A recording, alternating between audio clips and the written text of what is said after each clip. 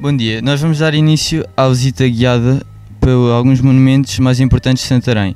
Nós somos a turma de 12º ano de organização de eventos.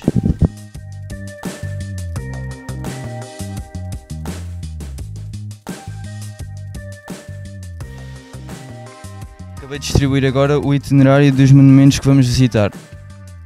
Olá, nós estamos aqui situados na Praça Sá da Bandeira, em frente à Igreja do Seminário, a atual sede de Santarém. E aqui atrás de nós temos a Janela Manuelina. Essa janela tem uma história muito interessante, que foi de onde Dom Pedro viu os assassinos de Inês de Castro a serem mortos aqui.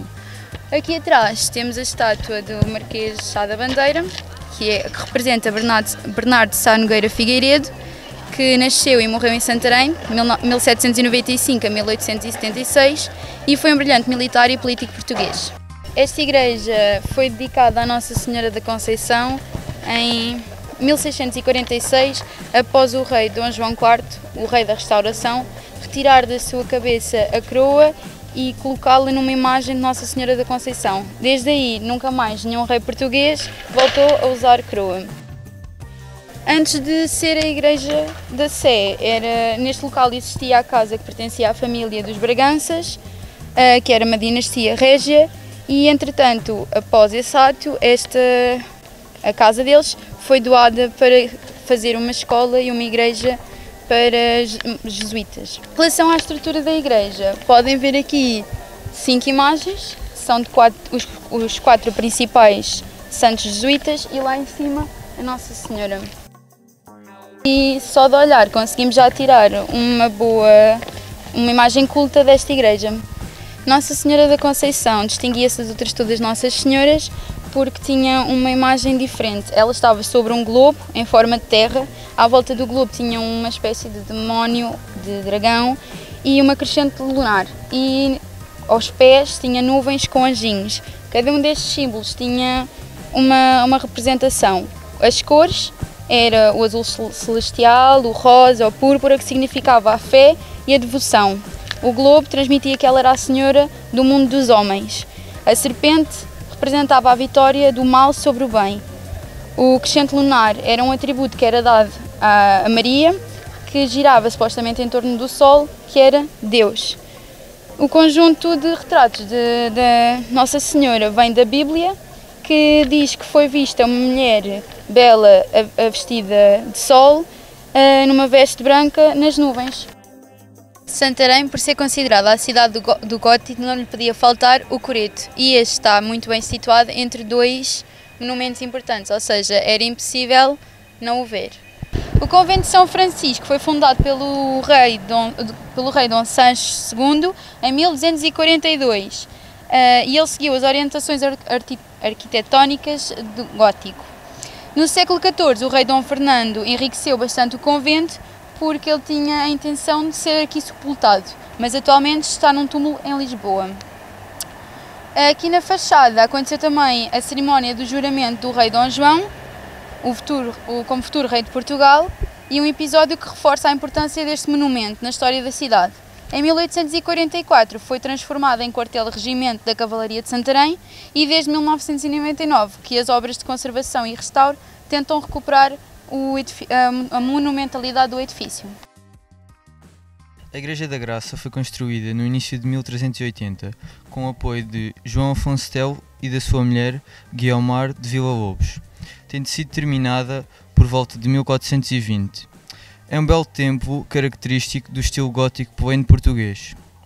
Nos dias de hoje, a igreja conserva importantes túmulos da família Menezes e o túmulo de Pedro Álvares Cabral, descobridor do Brasil. Então, vou falar da história da Torre do Relógio. A atual Torre do Relógio, datada no reinado de Dom Manuel I, entre 1495 e 1521, foi erguida com o intuito de defender a principal entrada de Santarém, a Porta de Santiago. No início do século XVII, no topo da torre foram colocadas 8 cabaças de barro numa estrutura de ferro que suportava um sino, de bronze e de grande dimensão. Fundida em 1604, com o intuito de ampliar o som das badaladas. Assim ficou conhecida como Torre das Cabaças pela ironia do povo perante os vereadores municipais. Foi classificado por decreto a 3 de fevereiro de 1928 como Monumento Nacional. Atualmente encontra-se requalificado como Monumento Museológico do Tempo, exibindo informações documentais. A lenda da Torre das Cabaças. O nome da Torre das Cabaças não veio ao acaso. Diz o povo que Dom Manuel I, acendendo a vários pedidos, decidiu construir a Torre do Relógio. Quando o rei decidiu vir verificar a obra, não estava nada como ele tinha pedido. Assim sendo, colocou no topo da torre, onde se encontra o sino de bronze, colocar 8 cabaças de barro para representar as 8 cabeças ocas dos 8 pedreiros que construíram. Porta de Santiago, que fazia parte do antigo sistema defensivo da cidade de Santarém, sendo assim a principal entrada do castelo. Até ao século XVI serviu também de acesso à vila, através de um caminho dado como irrecuperável em 1797. Atualmente é atravessado por inúmeros peregrinos do Caminho de Santiago.